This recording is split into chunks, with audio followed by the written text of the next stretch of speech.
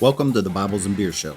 I want to start out with the first question because Jason tells me that your dad was a pretty important wrestling coach for the state of Georgia. Yeah, my dad, he's originally from Minnesota. He met my mom in the Air Force.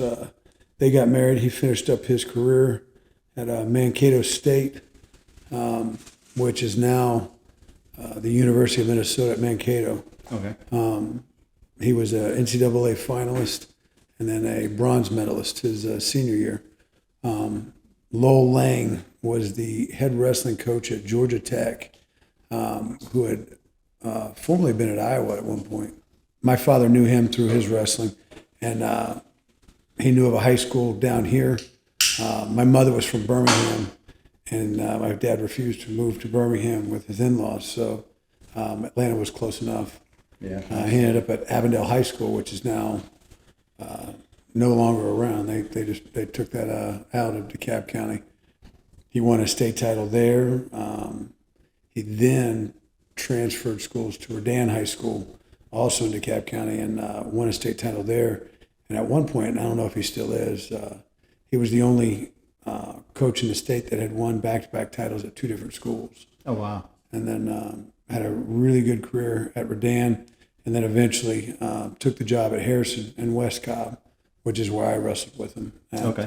So he won those titles as a coach. Yep. But he started wrestling when he was a sophomore, right? And a sophomore. So he didn't start young. No. Wow. In Minnesota, he was a basketball player his freshman year, and Dick Black, who was a very well-known coach through Minnesota, through everywhere really, was his high school coach, and he watched him play basketball. And after seeing how good my father was at basketball, he told him he really should think about wrestling.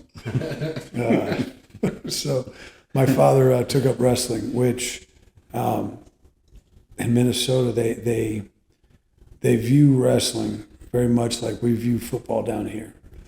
And so every match, every competition is written up just like a football game would.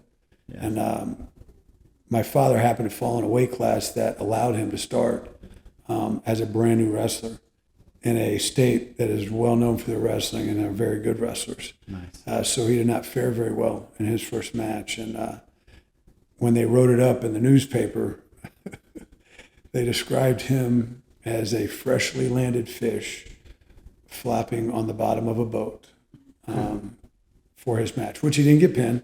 He fought out of that, but he kept that article for many years until it fell apart in his wallet. Yeah. To remotivate him every time he got tired or wanted to miss a workout or lost motivation. He pulled that out and read it. Yeah, awesome.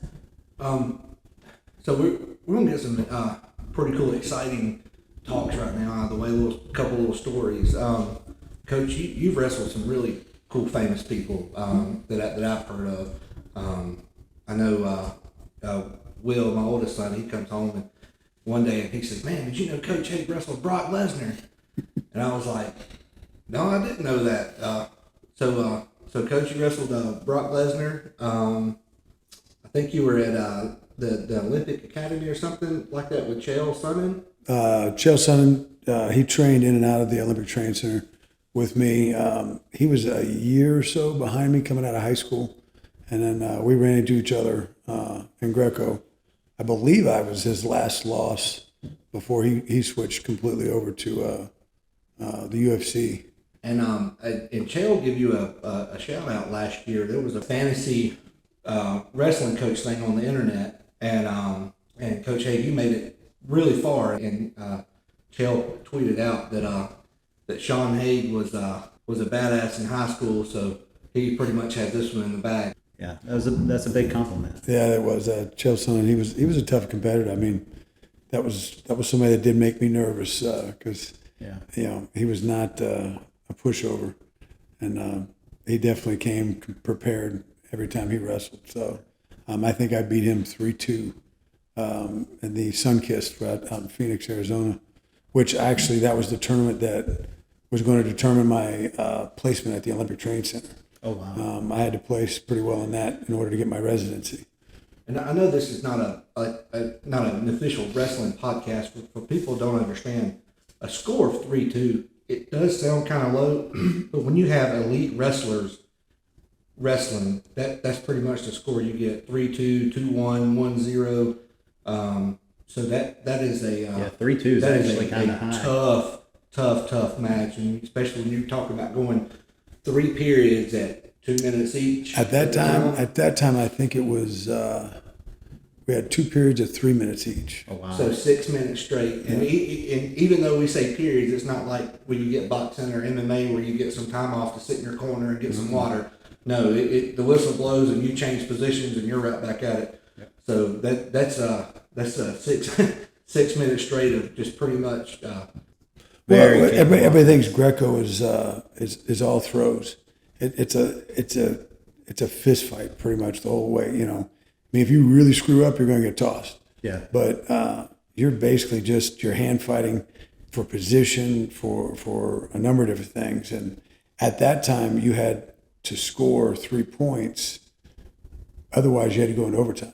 So if I was winning the match 2-1, 2-0, and I didn't score 3 points, it went into overtime, and so that person still got another chance to score. So you were pushing pretty hard to try to get to 3 points at least, so that which they had a lot of problems with guys getting a point, and then just sitting on a point and not doing anything the rest of the match. And so they were trying to promote the wrestling, and so it kind of changed the dynamics on how you were attacking and competing against them.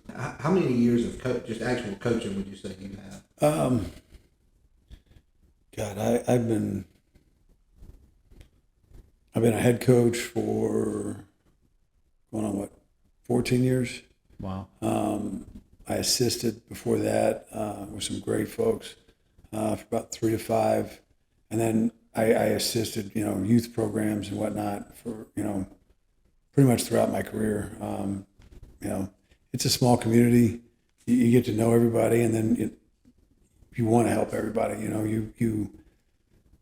You recognize the struggles that everybody's seeing. You recognize where some people are in their career, or in their wrestling. So when you see that, you kind of want to help them get through that, because you wish somebody had been there to walk you through getting through that situation as well. And so wrestling is very personal.